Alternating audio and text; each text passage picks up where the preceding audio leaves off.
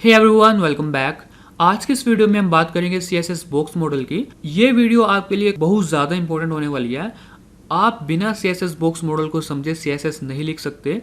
अगर आप बिना बॉक्स मॉडल को समझे CSS लिखेंगे तो आप काफ़ी ज़्यादा फ्रस्ट्रेट हो जाएंगे। ये वीडियो और आने वाली कुछ वीडियोस, आने वाली 3-4 वीडियोस आपके लिए बेहद ज़रूरी होने वाली है। प्लीज़ ध्यान से समझना, बट आप टेंशन मत लो, मैं आपको सब कुछ आसानी से समझा दूंगा। चलिए स्टार्ट करते हैं। सबसे पहले आज हम बात करते हैं CSS box model. CSS box model है क्या? ओके, HTML में हर एक एलिमेंट के अराउंड एक बॉक्स रहता है और उसी बॉक्स के बारे में आज हम बात करेंगे। ओके, इसको हम एग्जाम्पल से समझते हैं और फिर आपको अच्छे से समझ आएगा। तो स्टार्ट करते हैं। यहाँ पे देखिए, यहाँ पे मैंने H1 में क्या लिखा है, हेडिंग लिखा है। H1 क्या है? एक एलिमेंट है जिसको हम टैग भी बोलते हैं कई बार, और इसका कंटेंट क्या है? हेडिंग। ओके, अगर मैं इसको लाइव सर्वर से ओपन करूं तो आप देख सकते हैं यहाँ पे मेरे पास हेडिंग लिखा आ रहा है। ये पेज मैंने जूम इन किया हुआ है, ओरिजिनल आपको कुछ ऐसा दिखेगा। ओके, तो मैं थोड़ा जूम करता हूँ। तो ये क्या है? ये हेडिंग कुछ इस तरह से मेरे पास लिखा आ रहा है। ओके, ये हेडिंग क्या है? ये हेडिंग कंटेंट है इस H1 का। अब मैं क्या करता हूँ, इस H1 के अराउंड एक बॉर्डर क्रिएट कर देता हूँ। ओके, H1 को सिलेक्ट करता हूँ मैं और यहाँ पे बॉर्डर क्रिएट कर देता हूँ to 4 pixel solid brown for example. Okay, तो आप देख सकते हैं यहाँ पे ब्राउन कलर का बॉर्डर मेरे पास आ रहा है। ओके, अब यहाँ पे ध्यान से देखिए, मैं थोड़ा जूम करता हूँ। ये कंटेंट है और मैंने H1 के अराउंड क्या दिया है? बॉर्डर दिया है। ओके, अब यहाँ पे इसका बॉर्डर देखिए, यहाँ तक बिल्कुल एंड तक आ रहा है। ये बॉर्डर बिल्कुल एंड तक इसलिए आ रहा है क्योंकि H1 क्या है? ब्लॉक लेवल एलिमेंट, और block level element complete width लेते हैं, इसलिए ये बॉर्डर एंड तक आ रहा है। और ब्लॉक लेवल क्या होते हैं ये हम पूरे डिटेल में बात करेंगे आने वाली 2 या 3 वीडियोस के बाद। अभी हम समझते हैं बॉक्स मॉडल है क्या। ओके, अब यहाँ पे ये कंटेंट है और कंटेंट के अराउंड क्या है? ये बॉर्डर है। ओके, अब मुझे करना क्या है? ये जो कंटेंट है और इस बॉर्डर है, इसके बीच में कुछ स्पेस चाहिए। ओके, तो स्पेस कैसे ऐड करेंगे? फॉर एग्जांपल ये कंटेंट है और ये बॉर्डर है, मुझे इसके लेफ्ट में कुछ स्पेस चाहिए। तो कुछ अगर आपको ऐसे स्पेस ऐड करना है तो आप ऐड कर सकते हैं पैडिंग। इसको बोलते हैं पैडिंग। बॉर्डर और कंटेंट के बीच के स्पेस को बोलते हैं पैडिंग। तो मैं क्या करता हूँ? पैडिंग लेफ्ट ऐड करता हूँ। Padding left, for example 40 pixels की मुझे पैडिंग लेफ्ट ऐड करनी है। तो आप देख सकते हैं यहाँ पे स्पेस ऐड हो चुका है। आप इसको इंस्पेक्ट कर सकते हैं। अगर मैं राइट क्लिक करूँ और यहाँ पे इंस्पेक्ट पे क्लिक करूँ तो, और यहाँ पे ये देखिए, ये जो ग्रीन एरिया दिख रहा है आपको, ये जो ग्रीन दिख रहा है आपको, ये है पैडिंग। ये पैडिंग शो कर रहा है। ओके, और यहाँ पे नीचे जाऊँगा अगर मैं, आप देख सकते हैं यहाँ पे 40 लिखा आ रहा है। ये क्या है? 40 क्या है मेरे पास? ये 40 पैडिंग लेफ्ट है। ओके, और ये जो आपको दिख रहा है बॉक्स, ये पैडिंग, बॉर्डर, मार्जिन, ये एक्चुअली में CSS बॉक्स मॉडल है। इसी बॉक्स मॉडल के बारे में आज हम डिटेल में बात करेंगे। ओके, अब ये पैडिंग लेफ्ट हो चुकी है। ऐसे आप पैडिंग टॉप ऐड कर सकते हैं। फॉर एग्जाम्पल मुझे पैडिंग टॉप ऐड करनी है 80 पिक्सल्स की। तो आप देख सकते हैं पैडिंग टॉप ऐड हो चुकी है 80 पिक्सल्स की। आप यहाँ पे भी देख सकते हैं। ओके, अगर आप यहाँ पे पैडिंग कम ज़्यादा करके देखना चाहते हैं तो आप क्या कर सकते हैं? यहाँ पे ऊपर देखिए, यहाँ पे जहाँ पे मैंने पैडिंग दिया है, पैडिंग टॉप, फॉर यहाँ पे क्लिक करूँगा और यहाँ पे जो एरो कीज़ है उनकी हेल्प से मैं कम ज़्यादा कर सकता हूँ। फॉर एग्जांपल मैं कम करके देखना है मुझे, तो ऐसे मैं कम करके देख सकता हूँ, और अप एरो की दबा के मैं ज़्यादा करके देख सकता हूँ। ओके, तो आप ऐसे विजुलाइज कर सकते हैं, बट ये परमानेंट चेंज नहीं होगा, ये टेम्परेरी चेंज होंगे। अगर जैसे ही रिफ्रेश करूँगा तो पहले जैसा हो जाएगा। अभी मेन बात थी बॉर्डर और कंटेंट के बीच के जो स्पेस है उसको बोलते हैं हम पैडिंग। ओके, आई होप आपको समझ आ चुका होगा। अब मैं आपको एक डायग्राम दिखाना चाहता हूँ। देखिए, ये है, कुछ ऐसा दिखता है हमारा CSS बॉक्स मॉडल। ओके, तो इसको समझते हैं। देखिए, ये है मेरा कंटेंट, ठीक है, और ये है मेरा बॉर्डर और कंटेंट के बीच में हम पैडिंग बोलते हैं और पैडिंग ऐड कर सकते हैं। ठीक है, पैडिंग टॉप ऐड कर सकते हैं आप, पैडिंग बॉटम ऐड कर सकते हैं, पैडिंग लेफ्ट ऐड कर सकते हैं, पैडिंग राइट ऐड कर सकते हैं। ओके, और बॉर्डर के बाहर वाले स्पेस को हम बोलते हैं मार्जिन। ओके, तो इसके बारे में भी बात करेंगे। पहले पैडिंग की बात करते हैं अच्छे से और बॉर्डर की बात करते हैं। ओके, अब यहाँ पे आपने पैडिंग लेफ्ट दी, पैडिंग टॉप दी। अब पैडिंग, मैं यहाँ पे पैडिंग बॉटम भी दे सकता हूँ, padding bottom for example 20 pixels, और यहाँ पे मैं पैडिंग राइट दे सकता हूँ फॉर एग्जांपल 40 पिक्सल्स। ओके, अब मैं क्या करता हूँ, इसको देखता हूँ। आप देख सकते हैं यहाँ पे पैडिंग ऐड हो चुकी है और मैं इसको इंस्पेक्ट कर सकता हूँ। अगर मैं इंस्पेक्ट करूँ और यहाँ पे देख सकते हैं आप, ये जो ग्रीन एरिया दिख रहा है आपको, ये है मेरी सारी की सारी पैडिंग। और आप नीचे भी देख सकते हैं यहाँ पे जो पैडिंग थी वो ऐड हो चुकी है। 80 पिक्सल्स टॉप है, 20 पिक्सल्स बॉटम है, 40 पिक्सल्स लेफ्ट है और 40 पिक्सल्स राइट है। ओके, तो ये है CSS बॉक्स मॉडल में पैडिंग। हमने देखी पैडिंग क्या होती है। अब पैडिंग की कुछ और बात करते हैं, पैडिंग के शॉर्ट हैंड की बात करते हैं, मतलब शॉर्टकट की। ये हमने पैडिंग चारों दिशाओं में अलग अलग दी। ओके, अगर आपको हर तरफ पैडिंग्स इक्वल रखनी है तो आप सिंपल क्या कर सकते हैं, पैडिंग 40 पिक्सल्स। इससे क्या होगा, 40 पिक्सल्स की padding top left bottom right चारों जगहों में आ जाएगी। आप देख सकते हैं यहाँ पे पैडिंग इक्वल आ रही है, top right bottom left. Okay, top right bottom left में पैडिंग इक्वल आ रही है 40 पिक्सल्स की। तो आप ऐसे कर सकते हैं।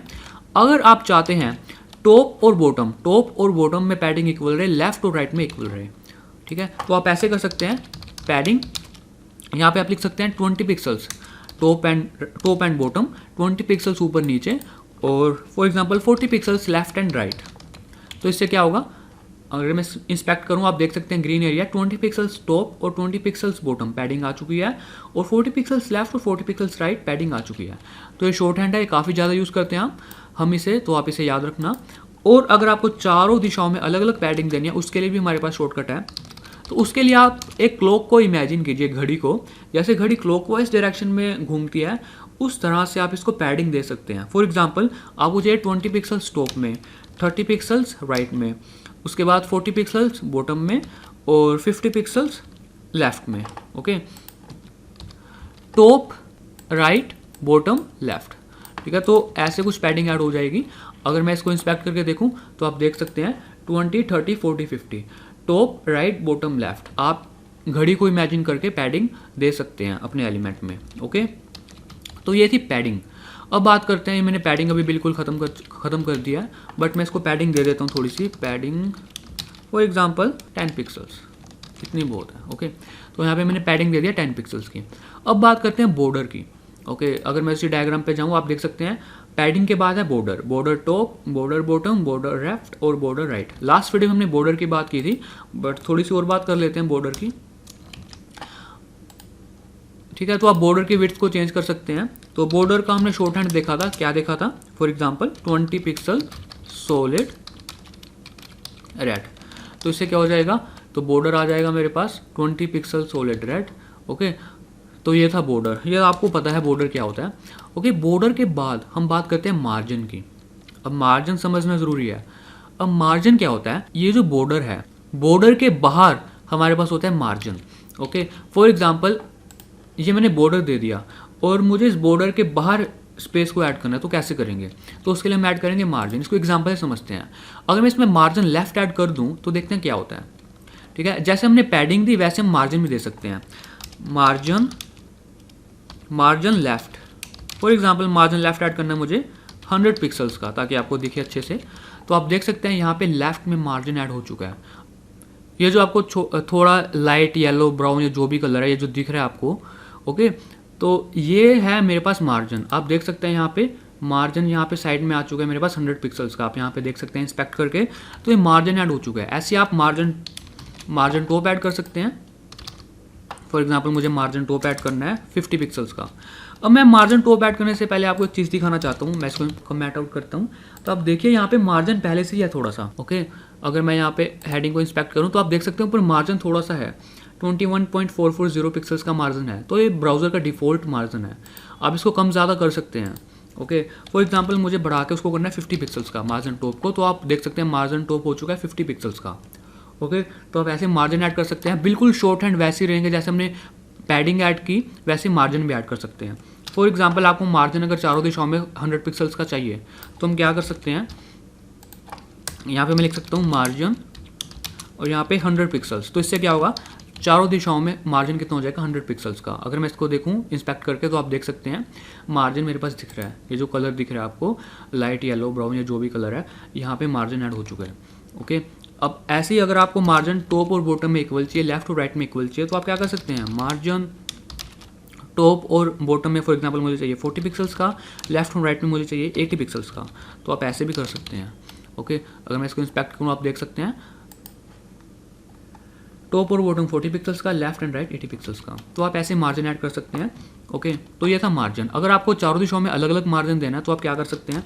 और बाय द वे इसको मैंने कमेंट आउट ना भी करूँ तो भी चलेगा, क्योंकि जो नीचे वाला है वो ही काउंट होगा। ओके, यहाँ पे मैं नीचे मार्जिन अगर मुझे चारों दिशाओं में अलग अलग देना है, for example 10 pixel, 20 pixels, 30 pixels, 40 pixels, ये भी क्लॉकवाइज डायरेक्शन में ही मार्जिन ऐड होगा। Okay, 10 pixels top, 20 pixels right, 30 pixels bottom, 40 pixels left. Okay, तो ये मार्जिन। अब मार्जिन के बाद हम बात करते हैं विड्थ की। अब ये आप देख सकते हैं ये जो H1 है ये इतनी सारी विड्थ ले रहा है। ओके, मैं इसको मार्जिन को हटाता हूँ यहाँ से।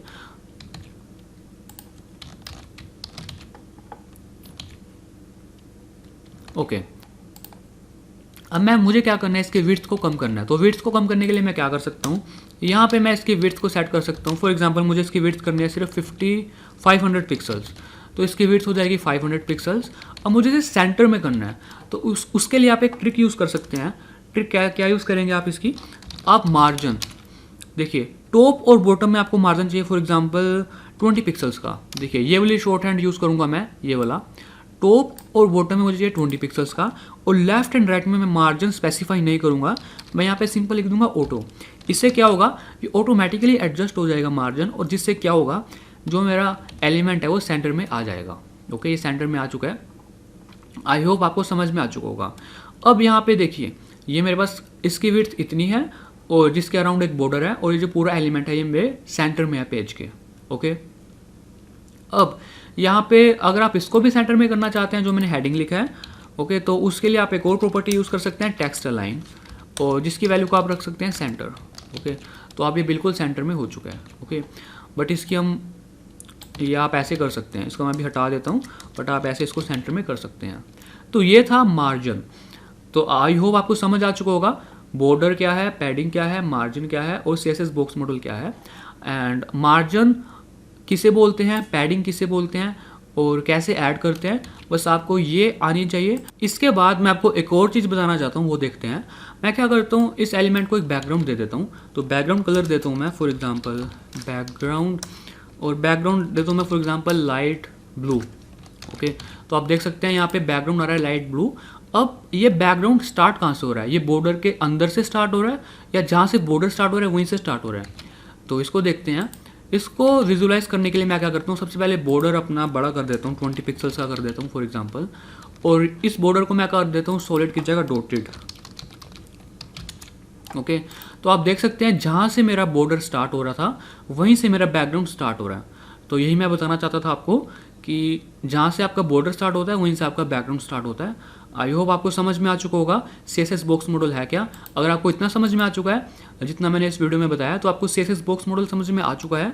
इसके अलावा हम कुछ और चीज़ें देखेंगे आने वाली वीडियोज़ में। बॉक्स साइजिंग के बारे में बात करेंगे, inline elements, block level elements, तो इन सब के बारे में बात करेंगे।